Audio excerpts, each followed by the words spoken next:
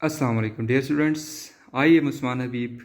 अभी हम लोग percent ionic character find out करने के लिए दो एग्जांपल्स देखेंगे, दो न्यूमेरिकल्स देखेंगे, जिसमें सबसे पहला न्यूमेरिकल है if dipole moment of HCl is 3.2 multiply by 10 की power -31 centimetre coulomb metre, sorry यहाँ पे कूलम मीटर है। Find out the percent ionic character if the distance between hydrogen and chlorine is 1 angstrom। तो dear students, percent ionic character find out करने के दो फार्मूले हैं, जिसमें आप क्या कर सकते हैं, चार्ज ऑब्जर्व्ड फाइंड करके 100% आयनिक कंपाउंड का चार्ज लिख सकते हैं, और या तो dipole moment observed divided by 100% ionic compound का डाइपोल मोमेंट लिख सकते हैं, तो आपको आंसर मिल जाएगा। तो हम लोग पहला वाला फार्मूला यूज़ करते हैं, दोनों फार्मूला से आंसर सेम आएगा। डियर स्टूडेंट्स, अब हम लोगों ने पढ़ा है कि डाइपोल मोमेंट का जो फार्मूला होता है वो charge observed multiply by distance. अब यहाँ पर चार्ज ऑब्जर्व निकालने के लिए हम लोग क्या करेंगे, आर की वैल्यू हमें पता है, वो यहाँ पे रख देंगे, और डाइपोल मोमेंट की वैल्यू भी हमें क्वेश्चन में गिवन है, वो हम यहाँ पे रख देंगे, और यहाँ से हम क्यू ऑब्जर्व निकालेंगे जिसकी वैल्यू कूलम में आएगी। अब ये वैल्यू आप लोगों ने क्या करनी है, फार्मूला में यहाँ पर पुट करनी होगी। अब डियर स्टूडेंट्स, ये जो 100% आयनिक कंपाउंड का चार्ज है, यानी कि जब एक एटम 100% आयनिक होता है तो इसका मतलब उसमें एक एटम दूसरे एटम को अपना इलेक्ट्रॉन कंप्लीटली भेजता है। एक इलेक्ट्रॉन के ऊपर चार्ज कितना होता है, 1.6 मल्टीप्लाई बाई 10 की पावर -19 कूलम, यानी 100% इलेक्ट्रॉन दूसरे एटम पे चला जाता है। इसलिए हम लोग जो 100% आयनिक कंपाउंड का चार्ज उसके ऊपर जितना आएगा, यानी चार्ज की जो शिफ्टिंग होगी, वो चार्ज शिफ्ट कितना होगा, 1.6 मल्टीप्लाई बाई 10 की पावर -19 कूलम, पूरा चार्ज शिफ्ट होगा।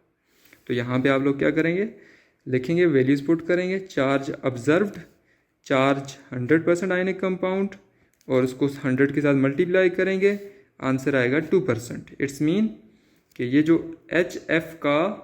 HCl का मालिक्यूल है, एक्सपेरिमेंटली ये पता चला कि इसके अंदर आयनिक करैक्टर कितने परसेंट हैं, 2% है। तो अगर आप लोगों ने आप लोगों को अगर for example dipole moment coulomb into metre में दिया हुआ है, तो आप लोगों ने फिर क्या करना है, चार्ज की फॉर्म में इसको लेके आना है और फिर इसको पुट करना है, आंसर आ जाएगा। एक इसका न्यूमेरिकल सॉल्व करते हैं। हमारे पास HF मालिक्यूल है जिसका डाइपोल मोमेंट डिबे में गिवन है, और यहाँ पर H और F के दरमियान में डिस्टेंस 1 एंगस्ट्रॉम है। Percent ionic character find out करने हैं। तो डियर स्टूडेंट, बिल्कुल सेम आप लोगों ने क्या करना है, चार्ज ऑब्जर्व्ड फाइंड करना है।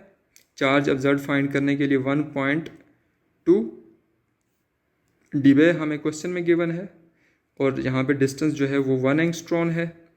1.2 अपनी जगह पे आ जाएगा, और यहाँ पर आप लोगों को पता होना चाहिए कि जो 1 डिबे होता है वो 10 की power -18 electrostatic unit into centimetre होता है।